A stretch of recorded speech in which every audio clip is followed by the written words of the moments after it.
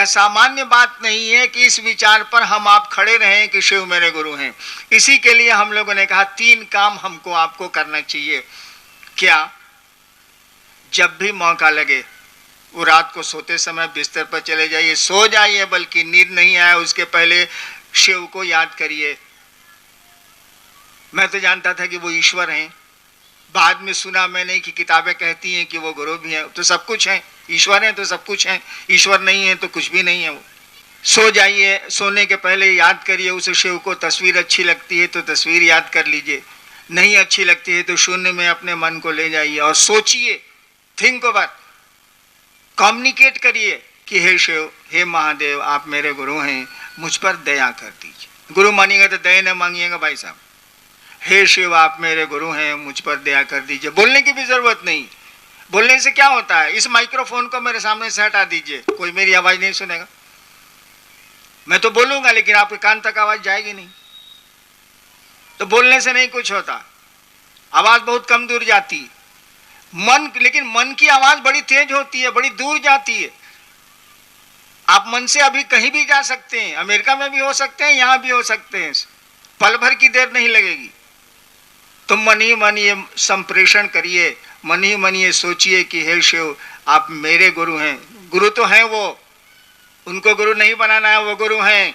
ईश्वर है तो गुरु कैसे नहीं है? क्या नहीं है? वो गुरु तो हैं वो, लेकिन आपको उनका शिष्य बनना है, आपको उनको अपना गुरु बनाना है। गुरु हैं वो। ये सोचिए कि हे शिव, आप मेरे गुरु हैं, मुझ पर दया कर दीजिए। दूसरा काम हम लोगों ने, लेकिन ये काम भी आप भूलिएगा। मैं तो अक्सर भूलता हूं, मैं भूल जाता हूं। रोज समझाता हूं लोगों को कि अरे भाई, सोते समय कम से कम इतना तो याद कर लो, शिव को प्रणाम कर लो, मन ही मन ये सोचो कि आप मेरे गुरु हैं, मुझ पर दया कर दीजिए। बाबा तो हैं ही वो, कहा ही जाता है चंदा मामा सबके मामा, शिव घर घर के बाबा। बाबा तो रहेगा ही वो। बाबा से पढ़िए भाई साहब, उस शिव से पढ़ के देखिए, वो पढ़ाता है, वो गुरु हैं। किताबें कहती हैं, साधु कहते हैं, मनीषी कहते हैं, वो गुरु हैं। सुबह उठिए तो कम से कम याद कर लीजिए, मन ही मन इस बात को कहिए कि हे शिव, आप मेरे गुरु हैं, मुझ पर दया कर दीजिए। लेकिन इसको भूल जाइएगा, मैं तो भूल जाता हूं। सुबह उठता हूं, महादेव, शिव तो याद आ ही नहीं सकते, महादेव तो याद आता ही नहीं है, ससुरी चाय याद आती है, क्या करिएगा, याद ही नहीं आते। दूसरा हम लोगों ने सूत्र कहा, दूसरा काम कहा कि चर्चा करिए, दूसरों से शिव गुरु हैं इसकी चर्चा करिए। आदमी जिसको प्यार करता है ना, उसके बारे में बात करना चाहता है, आदमी का स्वभाव है। और जिसके बारे में ज्यादा बात करिएगा ना, तो उससे प्यार हो जाएगा, उससे आपको मोहब्बत हो जाएगी, उससे लगाव हो जाएगा। हम लोगों ने कहा शिव गुरु हैं इसकी चर्चा करिए। और चर्चा में आप उलझते हैं। मैं रांची से आया हैदराबाद, मेरे गले में दर्द पैदा हो गया, इतना हुआ कि मत पूछिए। मैं सोच रहा था बंगलोर में तो मैं बोल ही नहीं पाऊंगा, लेकिन क्या करूं, अब इतने कार्यक्रम दिया हुआ है, इतने लोग आएंगे, अब गला खराब हो चाहे जे हो, बोलना तो पड़ेगा। मैं रांची में रहता हूं, रोज 200, 300, 400 आदमी मुझसे मिलने आते हैं। तबीयत खराब है तब भी तो जाना ही जाना है। इतना दूर से लोग आया है, टिकट कटा के आया है, परेशानी झेल के आया है, मिलना तो है ही, क्या करेंगे। यानी चर्चा आपको प्रेरित करती है, आपको अपने गुरु को याद करने में। जब हम लोग मैजिस्ट्रेट थे और जब हमने शुरू की थी ये बात कहनी कि शिव को गुरु बनाइए, तो अक्सर मेरे साथी मैजिस्ट्रेट लोग कहा करते थे, क्या बॉस, महादेव का क्या हाल है। देखिए, व्यंग कसता है, हम ही से पूछता है महादेव का क्या हाल है। कहा कि महादेव की चर्चा मैं करता था तो वो लोग व्यंग कसता था, क्या बॉस, महादेव का क्या हाल है। यानी कुछ नहीं। अब आप कोर्ट करने जा रहे हैं, इजलास पर मैं जा रहा हूं, उधर से एक मैजिस्ट्रेट आ रहा है, क्या बॉस, महादेव का क्या हाल है। अब बताइए, हम तो सोच के जा रहे हैं कि आज कितना केस है, कितना सुनना पड़ेगा, कौ घंटा कोर्ट में बैठना पड़ेगा। तब तक याद दिला दिया कि महादेव का क्या हाल है, यानी शिव याद आ गए ना। जब भी किसी की याद आपको आती रहे, जबरदस्ती ही सही, जब भी कोई आपकी याद में आता रहे, एक दिन जान लीजिए प्यार हो जाएगा।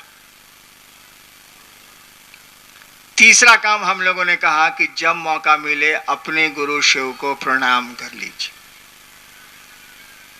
प्रणाम करने की कोशिश करिए। प्रणाम भी तो मन ही करेगा, बोली तो प्रणाम करती नहीं है, हाथ तो प्रणाम करते नहीं है।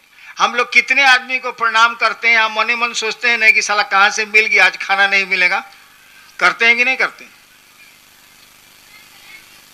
हम लोग बहुत आदमी को प्रणाम करते हैं। हम तो नौकरी में बहुत किया है, प्रणाम किया, प्रणाम सर, आइयो। जब वो चला गया तो सब बगल वाले साथी से कह रहे हैं कि देखो आज खाना साला नहीं मिलेगा, ये साला कहां से भेटा गया।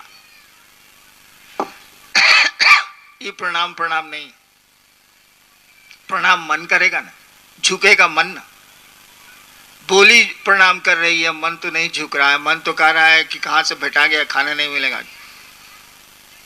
तो हम लोगों ने कहा शिव को प्रणाम करने की कोशिश करिए। काहे कोशिश करिए? शिव को प्रणाम होता नहीं है, वो तो अपने काम के लिए, अपने मतलब के लिए हम लोग प्रणाम करते हैं। प्रणाम के लिए तो प्रणाम करते नहीं है। शिव के प्रति प्रेम हो, श्रद्धा हो, इसके लिए तो प्रणाम होता नहीं है। काम है, हमको मतलब है, तो प्रणाम तो करना ही पड़ेगा। क्या करेंगे, कोई उपाय है? हम लोगों ने कहा शिव को प्रणाम करने के लिए प्रणाम करने की कोशिश करिए। अपनी बात छिपा लीजिए, वो बात खुद ब खुद पूरी हो जाएगी। कहिए मत, प्रणाम पहले करिए। यही 3 काम हम लोग कहते हैं करने को, यही 3 सूत्र हैं। और हमने तो जब शिव को गुरु माना था तो ये सूत्र भी नहीं थे, मात्र ख्याल था। मेरा गला देखिए, हम गले के बारे में बोल दिए ना, अब बीमारी शुरू हो गई।